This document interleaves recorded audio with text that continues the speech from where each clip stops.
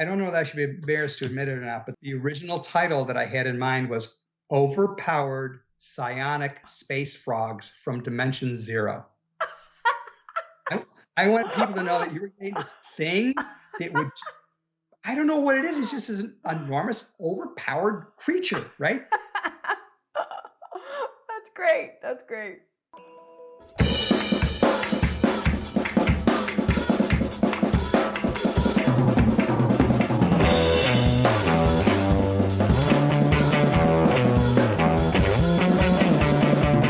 Welcome to Cardboard Creations, where we discuss the process, techniques, and inspiration for designing board games. I'm your host, Candice Harris, and I'm thrilled to be here today with Jim Felli to find out how Cosmic Frog was created. But first, let's jump into a quick overview of how Cosmic Frog works. Cosmic Frog is a competitive game of collection, combat, and theft on a planetary scale for 2 to 6 players.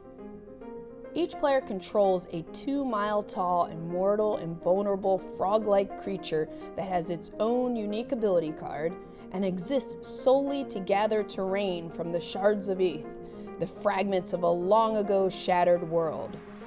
Cosmic Frog is played over a series of rounds where players take actions in a random turn order driven by an action deck. In the shard, you can leap to jump from one hex to another within the shard or spend an oomph resource to travel to the ether. You can attack your opponent's frogs, and you can harvest to put land tiles into your gullet. In the ether, you can attempt to steal land from another frog's unlocked vault, and you can disgorge to transfer land tiles from your gullet into your vault. Only the land tiles in your vault count toward your score at the end of the game, and your score is based on how you arrange the lands in your vault and by the amount of different types of land in your vault. The game ends when the shard is stripped of all harvestable land or when the shard shatters as a result of all 6 slots on the shard integrity track being filled with fractures.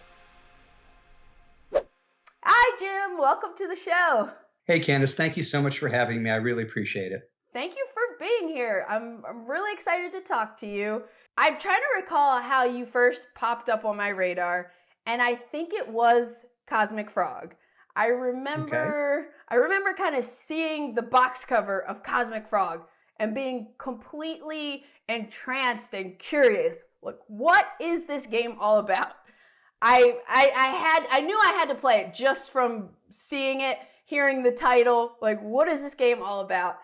And so I ended up getting it, and at some point, that put you as a designer on my radar, so I started saying, like, what else did Jim Felli design? So I picked up a few of your other games. I got Bemused, and then I got Dur of Lesser Houses, and then Shadows of Malice, which I still haven't played yet, but I learned, and I'm fascinated by that, too.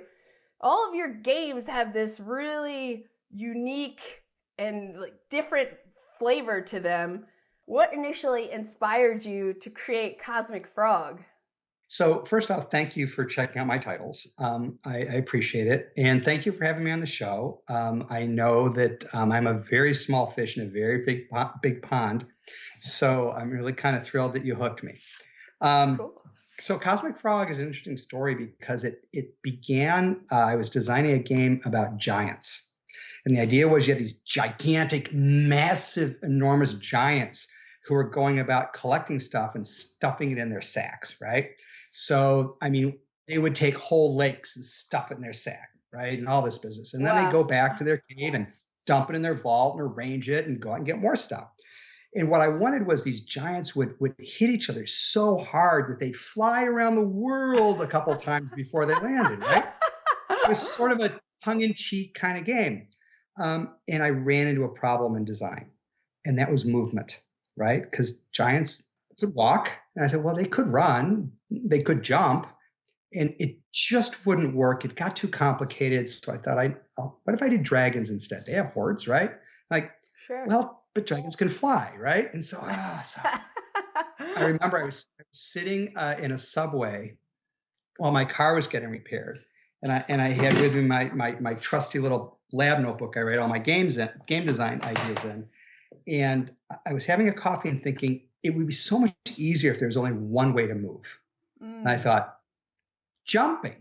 Then you don't have to worry about clearing any area between you. You just go over any terrain. Right. And it's like frogs. And that's where frogs came from. And it's like, well, the gullet, that's like the same as a giant sack. I think I can run with this. And that's so how cool. Cosmic Frog was born. Wow, that's really cool. The giant story, it's very inventive and just creative to even come up with that kind of idea for making a game. So how did you get from, your initial idea into a playable prototype? I am a writer and artist by avocation and a scientist by vocation. So I kind of bounce between both sides of the brain, so to speak. And so I try to do everything as much as possible in math. So I'll write my notes, I'll draw my pictures, I'll draw the vectors, I'll figure out the probabilities. And then there comes a time where it's like, all right, it's one thing to think I want a frog to be able to full capacity, take 4 actions to leap across the board. And then you realize, well, if each of those is so big, you can figure out the size of the board. But when you lay it on a table, it's completely different, right? You could take a tape measure, put on a table, say, no, that's big. But you can put something smaller on the table that's actually filled in space. You go, wow, that's even bigger. Right. So I get to that point where it's sort of like, what's this thing going to look like size-wise? And what are the size of the components going to be that I start the prototyping process? And the other thing that drove the prototyping is there's certain things that you can visualize, but it's really hard to think about unless you touch them. And that was when I thought I want different size, different height land tiles. And so the prototype is necessary not to play it, but to figure out how high can you stack them before they fall down? How stable are they if you bump the table, right? Sure. Which leads to the questions about what surface do you want them on. So that's how it started to go into prototype phase. Gotcha. And at what point did you start developing the card powers and how do you prototype your cards? So that's really interesting. So one of the problems that I have with Cosmic Frog is I really don't like constraints. I just rankle against constraints, which is why as a person, if I play a game, I don't feel so comfortable with games to say, this is your role, this is your character, this is the story, this is the linear points of the story I have to go through. It's like, why? I'd like a little more sandboxy, right? So just thinking about having to define frogs was a little bit, difficult for me. So, but at the same time, you kind of need to do it. That's the flavor of this kind of game, is the abilities. And so I kind of compromised by saying I'll define abilities, but not frogs. So you're not playing this frog, you're playing a frog, and your abilities can rotate. I do all of my work in the Adobe suite, Illustrator, Photoshop, and InDesign, except for prototyping cards, which is just clip art from the internet, as placeholder art, and PowerPoint. And I cut them out and I stick them in little sleeves, and that's the way. Yeah. Wow, really interesting. So when I get to a phase where I want to invite players in, where I think I'm ready for that, I like to use 2 companies, Inked Gaming and Drive-Thru Cards. And Inked Gaming, you can get these really nice custom play mats done, neoprene mats. They're not that expensive. And you can get big blank areas on it, so you can draw on it and stuff like that, which is really nice as an initial play mat. And then Drive-Thru Cards, it's really inexpensive to produce a deck of cards so you get the feel for it. Because one of the things that was interesting about some of the prototyping lessons I've learned is it's a lot different to think about mechanisms like decks of cards that get shuffled. But when you actually do it, it's different. It takes time. It's a little irritating sometimes. And so having the deck of cards from Drive-Thru Cards is a little bit better for me because it's real card feel instead of using just paper cutouts inside of card sleeves. That's really interesting, and I've I don't know that I've ever heard of anyone kind of talk about their prototyping process so much where you're focused on, how does this feel when I'm doing this? Is this going to stack correctly? That's really interesting that you're from the point you're prototype and you're using a mat instead of just kind of cardstock or something. Yeah, so I really like to look at sort of the overlay of color and space and the layout of the game on the table. Besides convenience for players to access, I feel like it has to reinforce sort of the component and mechanism pairings, right? So if you're going to have dice, for instance, in a game, what do they look like relative to the rest of the game? You want square edges or rounded edges? How does that actually feel with the aesthetics of the game? I'll give you an example. Right now, for another game I'm working on, I have a small neoprene mat, and I have to decide whether to have stitched edges or non-stitched edges. And I don't really care about the price. The stitch edges, I mean, they're more durable. They look a little bit classier, Right. However, for the aesthetic of the game on the table, the non-stitch edge just fits more with the overall aesthetic. So, at least in my eyes. Yeah. No, you're not only thinking about how the game works, but the vibe and experience of playing it. Because, the components for Cosmic Frog are awesome. Thank you. Really, really awesome.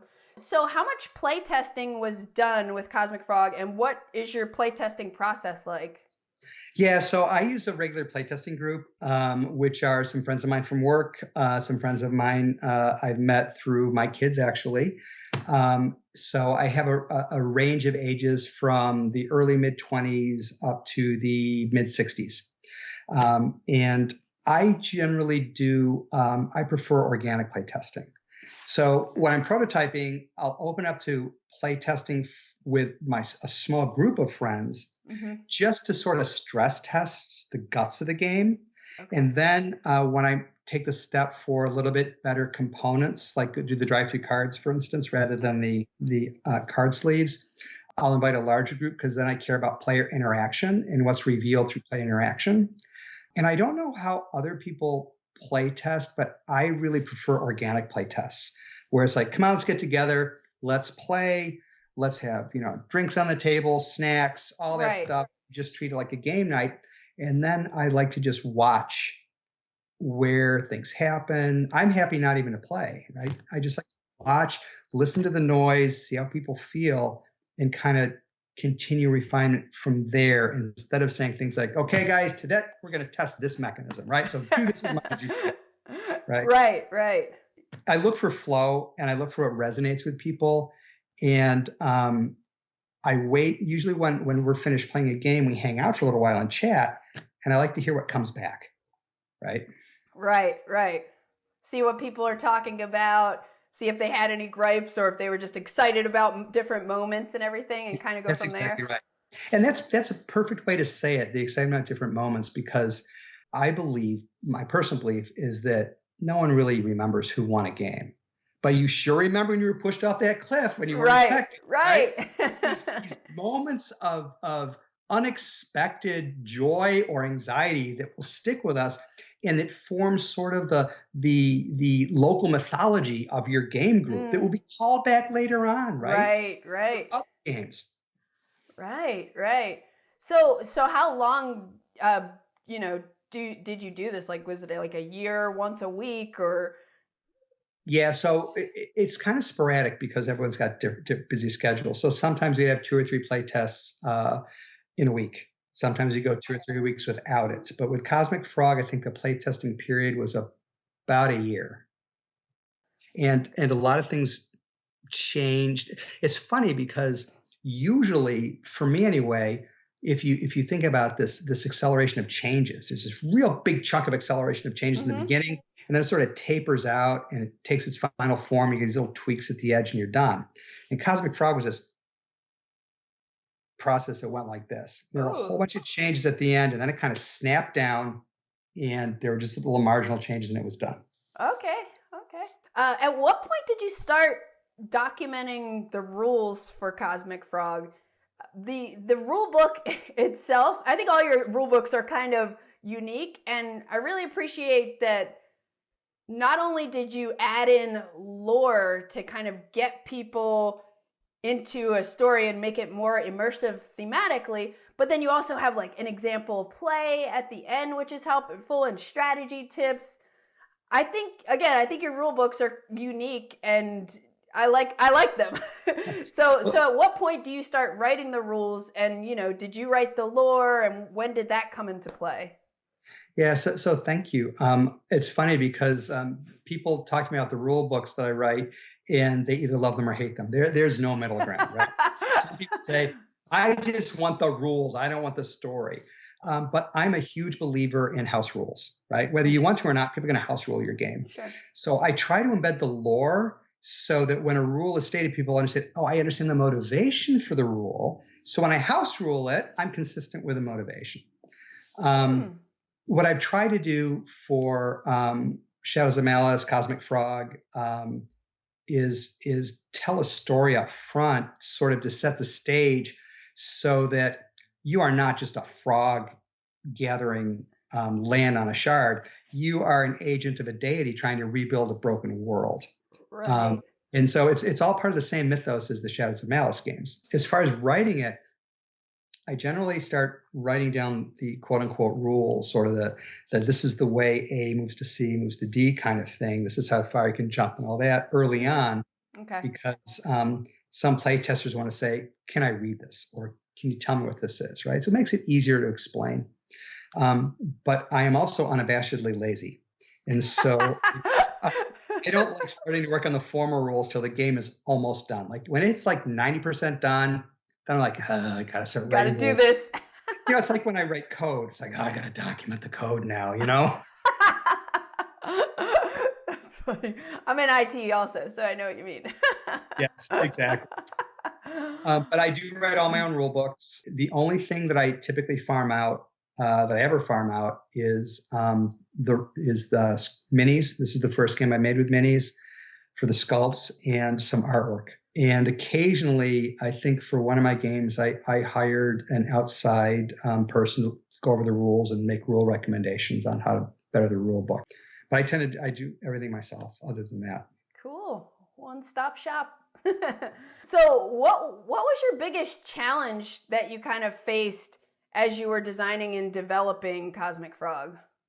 The biggest challenge for me was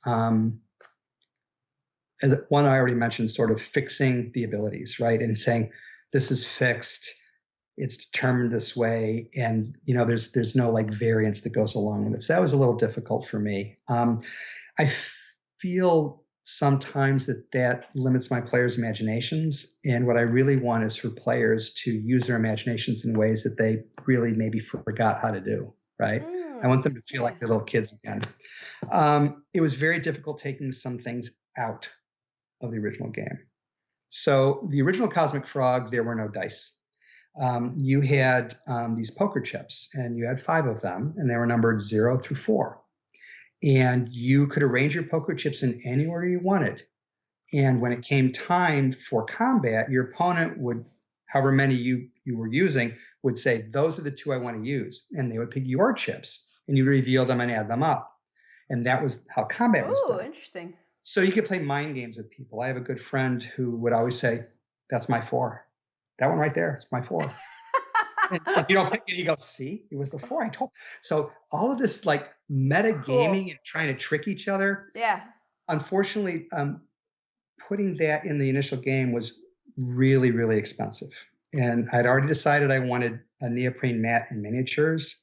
Yeah. And so I went with dice, which meant I had to go and redefine a lot of the rules and cards because the mathematics were different. When you're dealing with a different set of choices and different randomness. Right. Mm-hmm. And you give up that mind game element for randomness, right? Right. So those were, I think, the 2 biggest challenges. That whole mind game sounds really cool though too. But yeah, I know that is a struggle for a lot of people, like taking things out and just realizing something something's not working, whether it's, hey, it's going to make the game too expensive, or it's just too much for someone to do, totally get that. So did you have any aha moments along the way? I did. The first aha moment was, of course, frogs instead of giants, right? That was the first aha moment. So originally, one of the other things I like to do when I design a game, at least initially, is I don't like to give any players a starting advantage. So it shouldn't matter whether you're the first player or the last player. Okay. In the first round, right? And so the board was originally this gigantic hexagon of hexagons. Okay. And then, so it's perfectly symmetric. You can start wherever you want it, blah, blah, blah. And I was at a conference and a friend of mine said, yeah, I don't think people like these boring hexagons of hexagons. You should make it look different. I was like, whatever. But then came two ahas.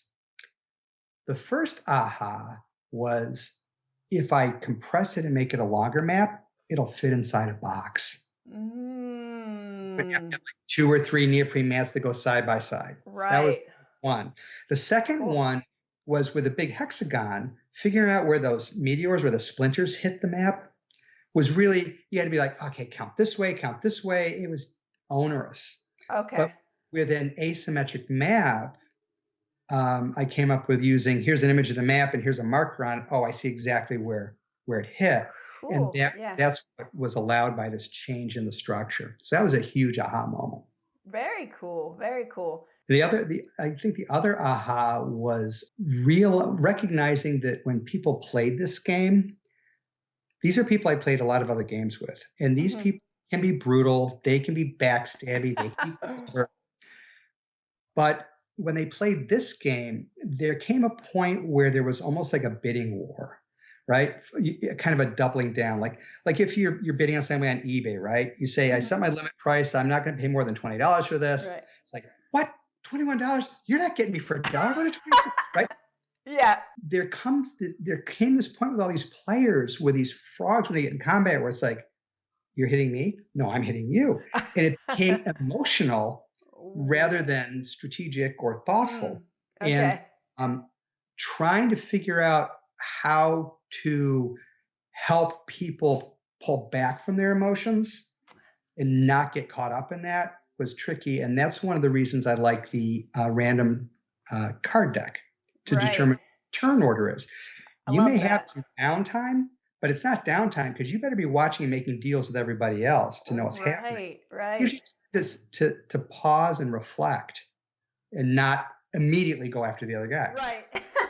Yeah, I love that turn order system. The cards are amazing, the components and everything. So how were the art and graphic design decisions made? Because I see there are like a lot of people credited as contributing art for it. Right. So there are a couple artists I had not used before, like Tim Barton, who did the space background. I really like that. I fell in love with another piece of his, but one of the policies that I personally have is I don't like to license a piece of art. I want to own it and buy the copyright on it. So I do work for hire. Okay. And so I had him do a new piece for me. And then Naomi Robinson is an artist who I adore. And I got her to do the land tiles for me. She just does beautiful work. In fact, I think BGG had a big splash page for a week. All the art of the Yep. Another artist I adore out of California, Tawny Pettit. Okay. I like to use her as much as possible. She's phenomenal. Before I get into her, I do have to do a shout out to Chad Holverter, who did the sculpts for the minis. I saw his work on Mice and Mystics, and I'd like, I want this guy. Oh, I didn't even realize it was the same person.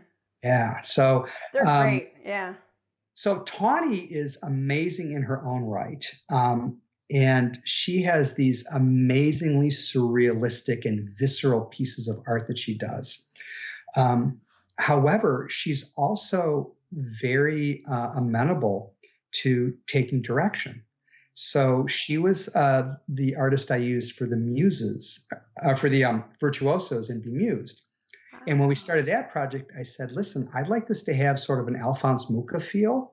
Could you take a look at his art and see if you could maybe emulate it? And you can see a lot of Muka in that, especially in the dancer card and stuff like that. Ah. And so when I approached her for Cosmic Frog, are you available? Are you interested? And frogs really excited her and so forth. And there was an evolution of what the frogs looked like as the game developed. Because initially, I didn't really think much of just these giant, massive, weird-looking monster frogs. They were almost like dinosaurs, right? Okay. And then it's like, well, I'd like this to have more of a whimsical feel, right? A little bit, a little bit less grim. And so I asked her to look at the art of Roger Dean and Rodney Matthews and Peter Max. Okay. For your viewers who remember the old Yes album covers, right? That's Roger Dean. Oh, I love Close to the Edge, so I know that art. Yeah. Floating islands that he would do. Yeah, yeah. The floating island is a motif that runs through a lot of the frog art cards. So especially Massive, you'll see these floating islands. So she looked at those and she fiddled with that style. Then she also found another artist named Richie Beckett, who she liked. And she sort of merged all their styles together into this new concept. And so we went back and forth about making the frogs a little bit more friendly, if you will, like the nimble frog or massive frog. And that's where we came with Cosmic Frog. And then it was a matter of, at that point, thinking about, well, if we think about these 16 cards, you've got so many that have sort of an orange feel and some of the dark feel, right? Let's not have too many of the same general color feel so that the table can have some variance to it. And so that's where the art came from. Very cool. And I was just about to ask when and how you came up with the name Cosmic Frog. So it's kind of from this art process? Yeah. So I don't know that I should be embarrassed to admit it or not, but the original title that I had in mind was Overpowered Psionic Space Frogs from Dimension Zero. I want people to know that you were getting this thing that would, I don't know what it is. It's just an enormous, overpowered creature, right? That's great. That's great. But then when Tawny started giving me the artwork, we started going on the final designs and looking at the color schemes. It reminded me of not only album cover art, but sort of like the blacklight art that, I have in my dorm room in college, right? And it had in that sort of cosmic feel to it, right? Because I'm looking at this and I'm thinking, I'm feeling like I'm hearing Pink Floyd in the background or something, right? And so I didn't like Cosmic Frogs because that's just describing these things, but Cosmic Frog, that felt like an attitude, right? And so that's where Cosmic Frog came from. That's so cool. Wait, say that other title real quick one more time. It's crazy. Overpowered psionic space frogs from Dimension Zero. All right, that's going to be an expansion or something. It actually is. Ooh. You want to elaborate? So I'm developing an expansion, which is basically bringing back what was taken out from the original Cosmic Frog. So it'll be the poker chip theme, but there'll be little mini cards that are poker chips. And there will be mental abilities. So each of those frogs that has the three combat die icons will have a fourth one with a brain in it for their psionic ability. And there will be 2 sets of ability cards, one to use with dice and one to use with these new combat system cards if you choose. So you can do whatever you want. And there will be mental combat. And in mental combat, so in combat, right, if you beat another frog by so many points, you can take that much from their gullet and put it in your gullet. Mm-hmm, mm-hmm. In the mental combat, you can mind blast a frog as long as they're in your line of sight. And the harder you hit them, if you hit them for, say, you beat them by 3, the top item of their gullet goes flying out 3 hexes. Then the next one goes 2 hexes. Oh. And anyone that flies over you, you can snap out of the air. That's so cool. I love that. I'm hoping that Tawny's available to do the art. If she's available, it will get made. If she's not available, I'll wait until she's available. Cool. And you'll title it? The working title right now is Find Muck. Okay, cool, cool, cool. So when did you know that Cosmic Frog was finished and ready to be produced? Is a game ever really finished, right? It's for me, it's two things. One, when I start to realize that the little changes I'm making were the changes that I already made and undid, right? And it's like, Right, yeah, I'm right. stuck in an eddy. I'm done. And the other is when I'm just bored. I want to do something else. I just want to move to another project. Done. And so, and the definitive factor for Cosmic Frog was we were doing another play test with like all these nice components. And one of my friends just pushed away the table and said, "Damn it, will you just make it so I can have my own copy and not have to show up with these all the time?" I was like, okay. It's done. Yeah, done. That's great. That's great. That's the cue. So yeah. I mean, you run Devious Weasel Games, right? That's all you. So you kind of can dictate whenever you want to put a game out and how you put it out. Right. And you don't do Kickstarters, right? No, I don't for a couple reasons.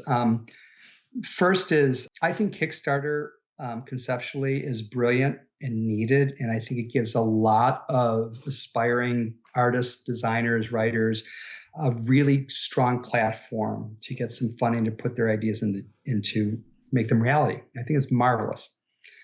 But in the game industry, I think it's so overused by people as sort of a pre-sales mechanism. And if you're a company that's worth a couple $1 million, I don't understand why you're dominating Kickstarter and leeching all the money off of everybody else. So I don't want to be involved in that. The other reason is I like having skin in the game, right? I self-fund everything, and my goal is to break even. And sometimes I make that goal. I made that goal at Cosmic Frog, thank God. Cool. But awesome. I feel like if I have skin in the game, I know it just means more the decisions I make and more satisfying to me. So I put everything out straight. Cool. Very cool. So advice time. And I think, you stand out to me. You create these games that the theme and the combined create a really unique experience. So do you have any advice for someone who's design a game that's going to that kind of or some kind of unique to it? So first off, I'm a story first kind of guy. So and I don't think my advice is particularly useful to people. And if you're not a story first kind of guy, it's probably not going to be that useful. But I think the two pieces of advice I would offer is what's worked for me. I won't say it's advice. I say this is what's worked for me, and maybe it'll be helpful for you. Is I don't care about what people want to play. I don't care. You can play whatever you want. That's fine. I think of these stories and these games that I would like to play, and that's what I make. And I invite you to come and play my game. And if you like it, that's great. But I'm not going to go and say, "Oh, zombies are hot. I'll make a zombie game," right? Because that just leads to more of the same and just regurgitation on a theme. So story first for me. And that leads to the second, which is I feel like theme and setting and mechanisms and mechanics, they have to all work together to support each other. If you have a mechanism that's contrary to the setting, it's not going to work. If you have a theme that's contrary to your setting, it's not going to work. And so for me, the way I look at these is I think that theme and setting and mechanisms and mechanics they have to go together the same way that aroma and taste and texture and presentation on a fine meal go together to enhance the entire experience. So cool. If those mismatch, I feel uncomfortable. And so one of the ways I know the game is done is I feel comfortable. I feel full after I play it. if that makes any sense. Yeah, totally. Thank you so much for being here today, Jim. The pleasure was mine. Thank you so much for having me. And I really look forward to other people enjoying Cosmic Frog. Cool. Yeah, it was really awesome to just hear the whole backstory for how you created it, how it came from those giants and the lore and your process. Just like, I feel like I say this every interview I do, but everybody has such a different process and a unique take on creating games. And it's so fascinating to me. But I know you have The Mirroring of Mary King coming out Yes. Later this year, hopefully. And I got a chance to play it at Gen Con last year with Eric, and I let him win, But I won't be so nice next time. Is there anything else that you're working on or have coming down the pike that you'd like to mention? I am working on a game with another talented designer named Jay Anderson. And this game is called The Mines of Bakari, where you play a goblin chieftain who's sending your disgruntled little goblin miners into mines to dig up gems and, sell them on the market. And what's I think going to be unique about this game is it's going to have 2 rule books, one for the basic game and one for the sort of advanced game. So you can choose which one to play. And then I'm working on one on the back burner right now, codenamed Zodiac, where you are an extra dimensional deity, if you will, godlike being, and you're trying to take over this new planet, if you will. But what I'm finding really useful about this is that the rituals you cast take time to cast, and they start backsliding if you don't keep working on them. So you have to be very strategic on when they actually go off. And I'm also embedding a mechanism called divine intervention, where if you're in combat and you lose, you just say, I win, and you do. Oh! You have to pay a price. Okay. But interesting. Yeah, you say, nope, I win. Wow.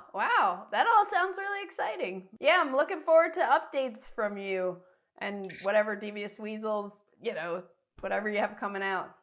Well, thanks. If you're interested, I can tell you a little anecdote about The Mirroring of Mary King. Yes, I am. So when I first started the game, the basis of it came to mind and was finalized within about a week. It originally started with this idea of a mirror universe, like in the old Star Trek episode Mirror, Mirror, right? Okay. And I like the concept of a person being torn between 2 universes.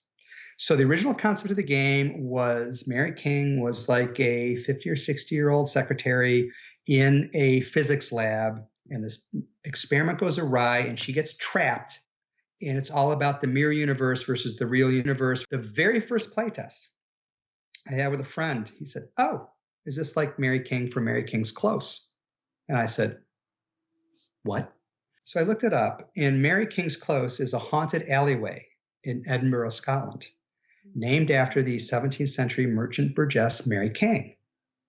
And I read, I'm like, oh no, now this is where it's got to be. So the story changed, and now The Mirroring of Mary King is about a young woman named Mary King, who's a descendant of that original Mary King, who visits the alleyway, and the ghost says, hey, I want to live again in your body. And so now it's a battle between the ghost for possession and Mary for maintaining possession. How's that for a weird twist, right? So cool. Wow. Wow, that's so cool. Yeah, I'm really looking forward to playing that one more. Thank you again so much for being here, Jim. It's great to talk to you today. Thank you so much, Candice. Have a great one, and I really appreciate your time. Thank you all for watching Cardboard Creations. Hopefully it's been as inspiring and fascinating for you as it has been for me. And remember, the only way to get something done is to start doing it.